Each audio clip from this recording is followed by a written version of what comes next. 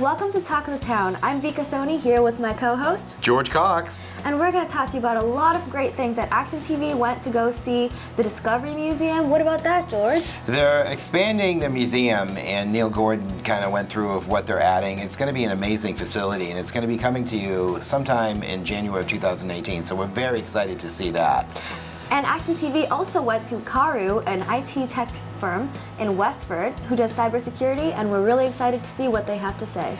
And then we also visited the 30th anniversary of the Commission of Disabilities. We have all the event covered for you. This is the short version. We also have a long version that's going to be coming up on ActonTV, so stay tuned for that. And what about the Council of Aging, George? What did they do? We were at the ribbon cutting, and what a beautiful facility. They have all the human services, the veteran services rolled in with the senior center, and they had a huge ribbon cutting, and it's a really amazing facility. We're so happy for the town of Acton. We really are. So we have a lot coming up on this edition of Talk of the Town. Let's get right to it.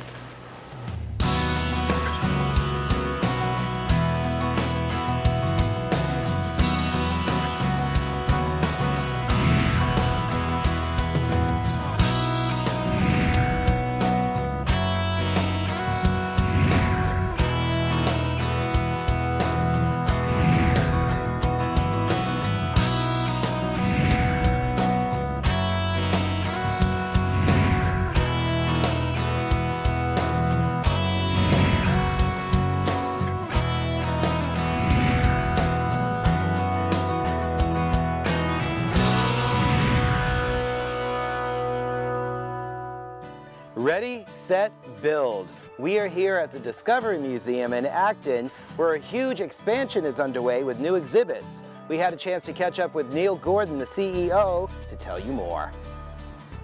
So we're in the midst of this huge construction expansion project, which is doubling the size of the Discovery Museum. We'll have 16,000 square feet of a lot of old favorite exhibits and some really new great exhibits. The space will be really great, and importantly, it's going to be available to every kid and family. It's going to be fully accessible. So we started construction on this part of the project in June of this year, and we hope to be done in January. Well, they can expect a lot of the same Discovery Museum experience that they're used to, when that it was hands-on, interactive, very simple materials, fun and engaging, but they can expect a lot of new versions of great exhibits. And then we have a couple of great new spaces. We have an exhibit called Brain Building Together, which is for kids 0 to 3 and their parents, which will emphasize the importance of learning in the first 3 years of life and brain development during those years. And then another special place is called Da Vinci's Workshop, which is celebrating what Da Vinci was: an inventor, a scientist, an artist, and helping kids get their hands around new materials and exploring their own inventive side. Well, so you might be wondering, the building that we're constructing is actually wrapping the old Science Discovery Museum. So it's still there, but you're not going to really see it because it's inside a new building. And the Children's Discovery Museum will be open to the public as it is now until this new building opens, and then we'll be retiring that building. First and foremost important to us was more space, because we were bursting at the seams with audience. We wanted to make sure that we were fully accessible and available to all kids and families. We've done a lot of work around accessibility, but we still had some challenges for folks with physical disabilities. We will have addressed that. Our amenities for the public will be much nicer in terms of the quality of the space and typical things that people would expect. But most importantly, the exhibits will still reflect the important sort of Discovery Museum learning principles.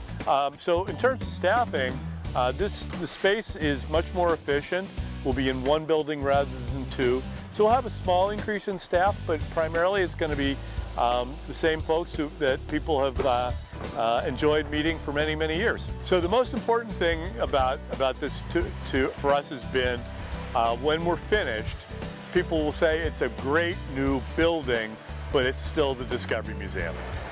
We want to be new and different and still the same. one of the great new spaces that we're creating is a place called the Community Gallery, which will allow us to create not only our own temporary exhibits, but to bring in the best of sort of traveling exhibits from other children's museums, other science museums. We've been searching the world for great exhibits, and we're excited about some of the things that'll come. So the good news is that even though we've got a lot of construction going on the site right now, we are still open for business. The Children's Discovery Museum is open, Discovery Woods is open, Ferry Burrow is open, and we're still having some great crowds come and visit us and spending a lot of time indoors and outdoors at the Discovery Museum. We're looking forward to doing that all the way through the early winter until we open the new building in January. Discovery Museum and Discovery Woods are open all year long. Here's Neil Gordon again to tell you all about the new features of Adventure Hill. So maybe since the last time you were here, the Discovery Woods has added a whole new feature, which is behind me, called Adventure Hill. Adventure Hill is something we put in to accommodate a lot of kids climbing and sliding and scrambling and hiding and pretending. It's a great new space for lots of adventure. So, you know, Discovery Woods is open any day it's safe to be outside, which means we're open almost every day. It's going to be fun all the way through the fall and through the winter.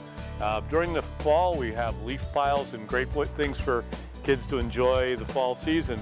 But Discovery Woods is an important part of what we do, and importantly, it gets kids back outdoors. So come on down and visit the Discovery Museums.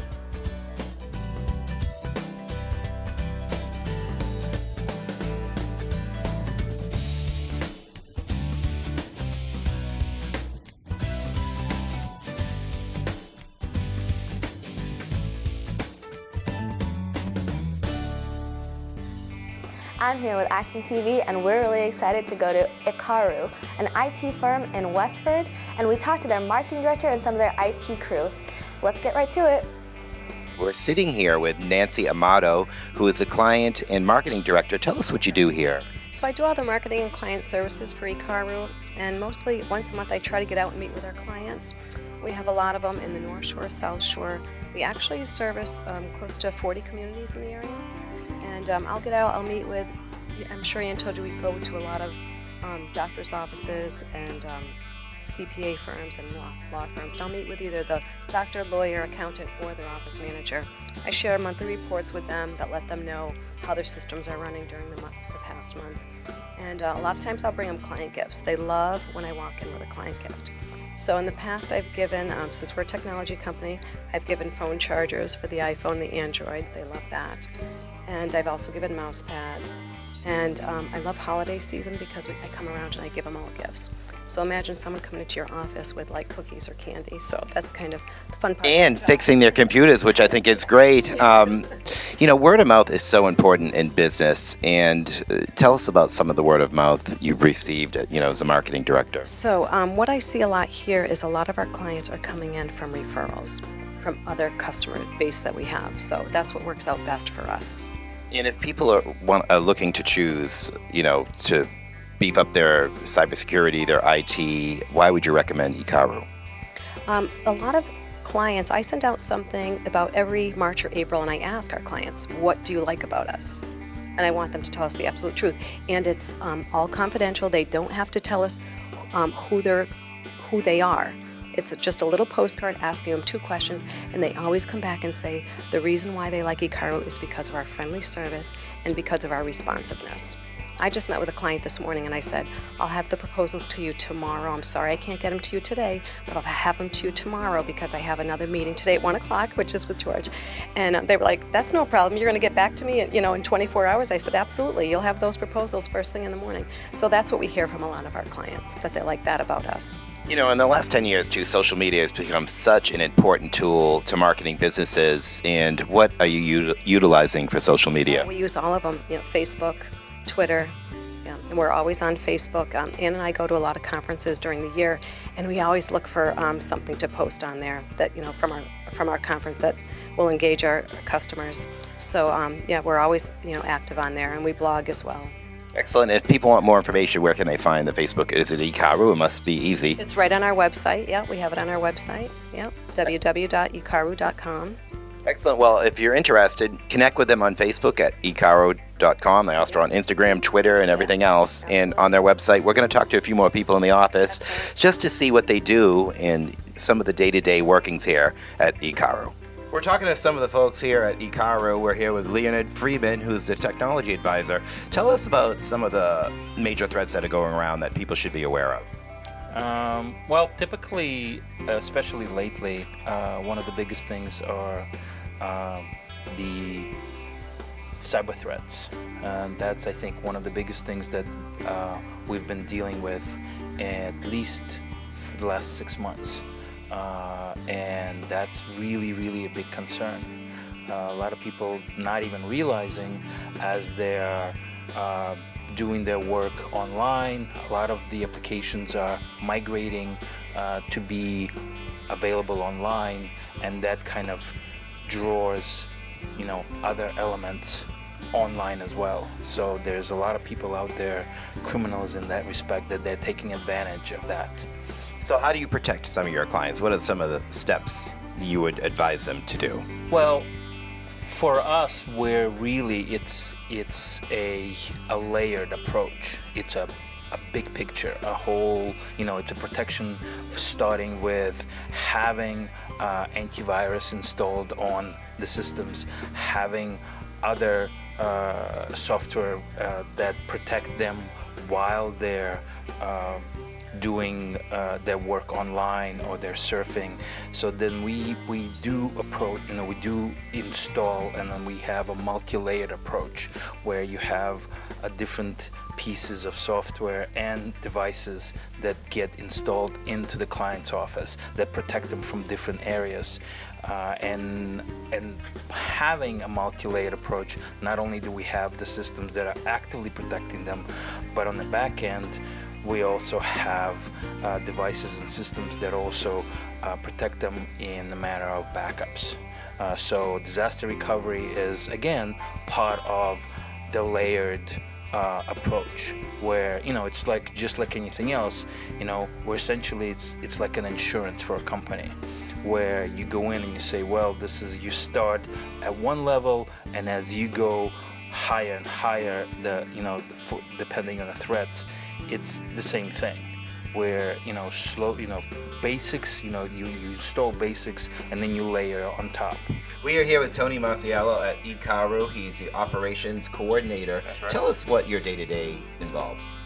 My day-to-day involves making sure that these guys get out to all their different appointments on schedule, on time, and also planning ahead. So we have a lot of clients, a lot of moving parts here, and basically my job is to keep the ship together. Through your feedback through your customers, what are some of their main concerns about their operating systems and their IT, their cybersecurity? What are some of the things that people are concerned about? Well, it's a scary world out there in the land of technology, for sure. I would say the main concern for everybody is being hacked, right? There are significant cyber threats out there in the ways of just a simple email that could basically turn your whole operation upside down. And then you have all the recent big things, the WannaCry and I think it's Petya, and some of those much larger events. Luckily, we not luckily, we had tools in place to take care of that, so that none of our clients were affected by any of those disasters, which was really great. We were really proud of that. To learn more about Ecaro, please check out the Business Matters episode on ActonTV.org. It was kind of cold to go outside today, so we're coming to you today from the control room. Coming up next, we have the 30th year anniversary from the Commission of Disabilities.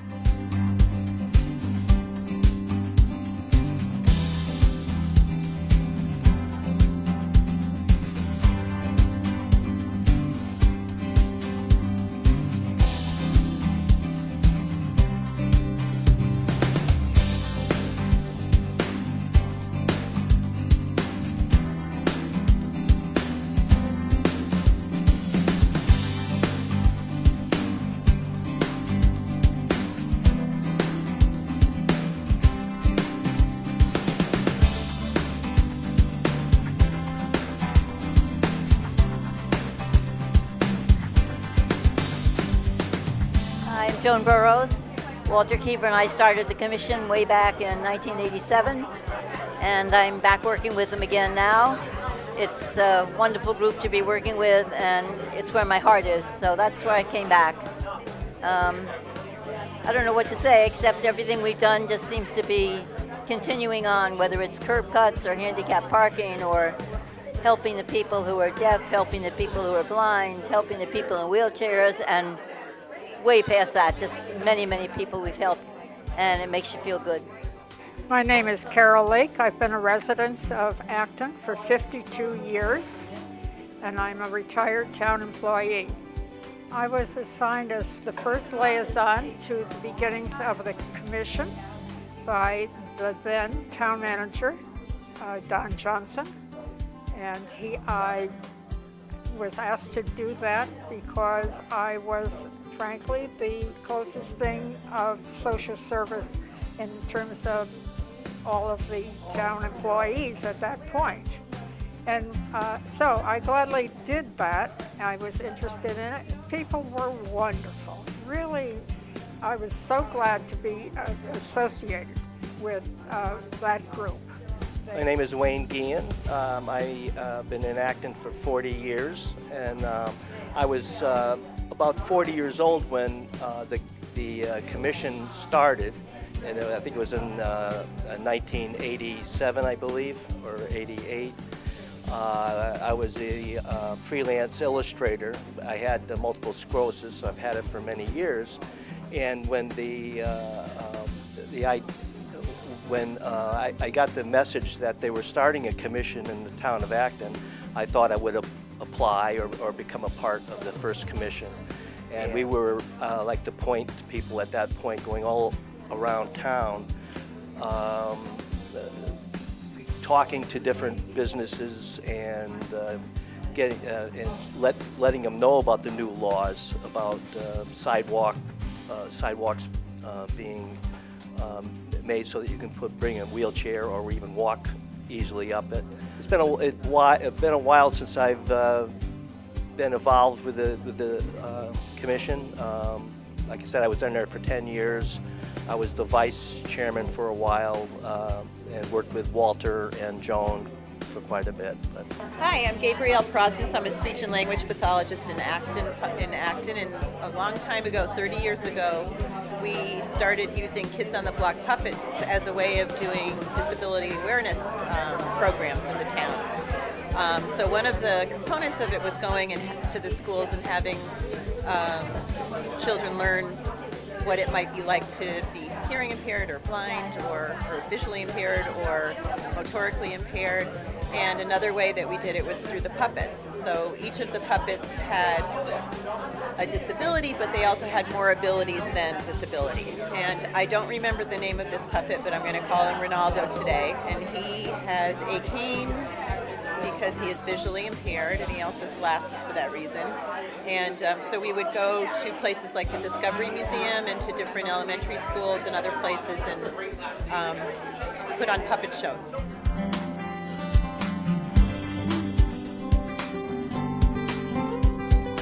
Hi, this is John Bracco. He joined the commission here around the year 2000, I'd say, and he was a member for about 10 years, I think. And he was also, I think you were the chairman at one point. John is a disabled veteran. He has multiple sclerosis, and he's very active with the New England Paralyzed Veterans. And because he's active there as a board member, and he still is, I think he learned about the Commission on Disabilities in Acton and wanted to support it, and has always focused really on veteran concerns in town. And John currently lives with my parents here in Acton. I'm his sister. I live in Carlisle. My name's Annie. And I, towards the end of John's service on the commission here, I attended some meetings with him. And I have to say, the commission has been very good about really looking to see that people in town that have disabilities are supported. And I especially want to commend Lisa Franklin, who's a former member here, who's really been very, very active. I'm Lisa Franklin. I'm a current member of the commission. I cannot remember how long I've been on the commission, except to say that when I started, we had a lot of work to do, and we still have a lot of work to do, but an awful lot has been accomplished. And that the biggest difference that I know of is that 30 years ago when they started the commission, the town did not take them very seriously, and they had to really fight and beg for everything they did. And today we're at a place where if you see somebody violating a handicap parking space, you can call Acton Police Department and they'll come right over and give that one a ticket. So we have come a very long way, and the commission is now being held to government regulations like any other commission, which is a pain in the neck, but it shows that we're now serious. So, hi, my name is Madeline Harvey. I'm the chair of the Acton Commission on Disabilities. This is the 30th anniversary of the COD, not to be confused with cod. It's not a fish, it's the COD. Why this is a big deal is that a lot of cities and towns in Massachusetts don't have commissions on disabilities. Many do, and many of them are not officially recognized by their cities and towns. Ours has been for 30 years, and the person who set this up, Joan Burrows, was one of the original people who started this commission with a few other people, some of whom are here. She is now also on our commission again, and that's wonderful. So we're an active commission. We welcome the public to join us at any time. We meet on the third Tuesday of every month from 9:30 to 12:30 in Town Hall in Acton. We would love to have your participation. Everybody is welcome. And this is a very important thing that we do. There are a lot of people with disabilities that are visible. There are a lot of people with invisible disabilities. One of the things we've been concentrating on this year is mental illness, which is not that visible. So please join us if you'd like, and we're very glad that everybody could come out tonight. Thank you.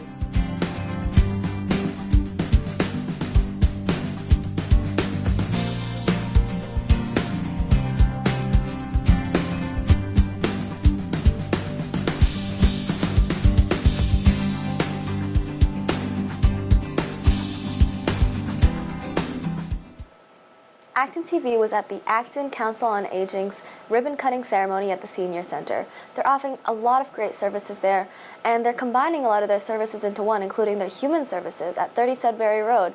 We're really excited to see what they have to say about this great development. Hi, I'm Barbara Wilson, former chair of the Council on Aging Board, with some great news about the Acton's new Senior Center.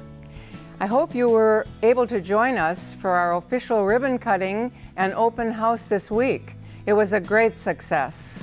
The new center at 30 Sudbury Road in South Acton was packed with excited visitors, ready to take tours, eat some good food, and learn about all of the services the center has to offer. As many of the leaders and elected officials noted, this senior center is a long time coming. So it's been a while, but this particular process, as Barbara noted, was approved at town meeting in 2016. I had a vision that we could hopefully incorporate all our human service departments into one building, so there'd be synergy and communication, because there is a lot of overlap with clients, and so we're able to accomplish that. We were extremely lucky because of the procurement laws that we have to deal with in the Commonwealth.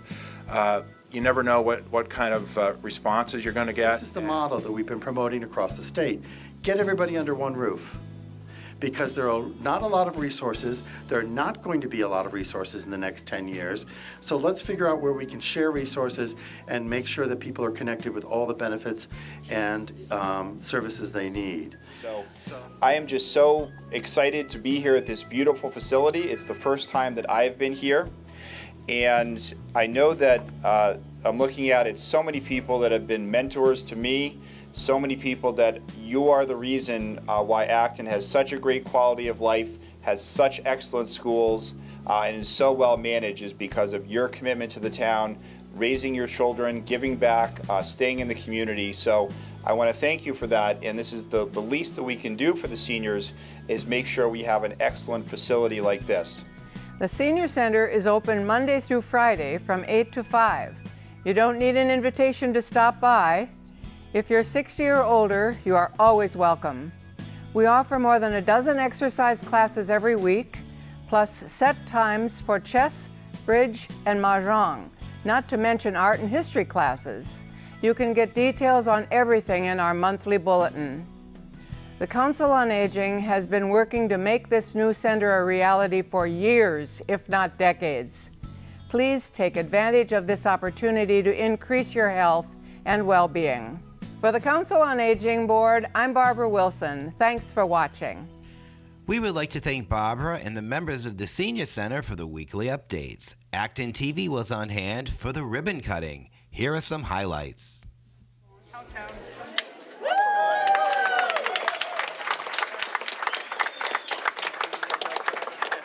So this is an official citation for the State Senate. Be it hereby known that the Massachusetts Senate hereby extends its congratulations to the Acton Senior Center and Human Service Facility in recognition of the momentous occasion of your grand opening, and be it further known that the Massachusetts Senate extends best wishes for continued success. This is signed by Stan Rosenberg, the Senate President, and myself. Congratulations and thank you so much.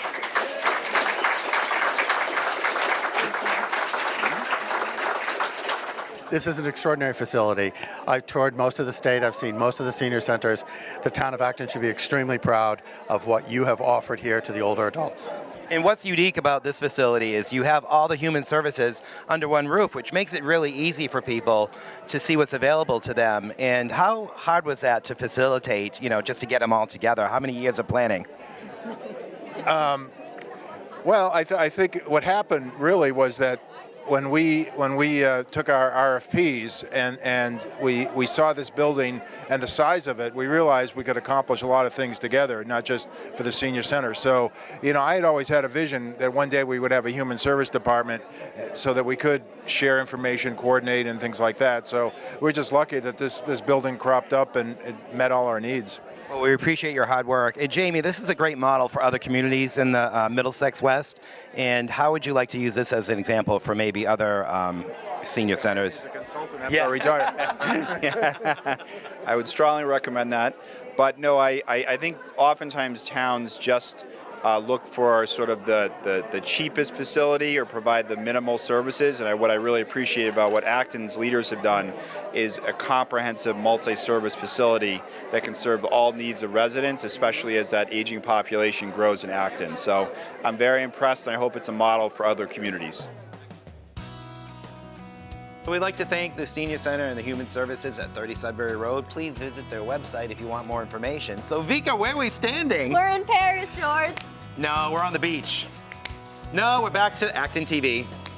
And remember, if you have a show idea, you want to use this great facility, the green screen, please drop us a line at www.actontv.org. And remember, we want to thank you for watching Talk of the Town. I'm George Cox. I'm Viki Soni. Thank you for watching. See you next time.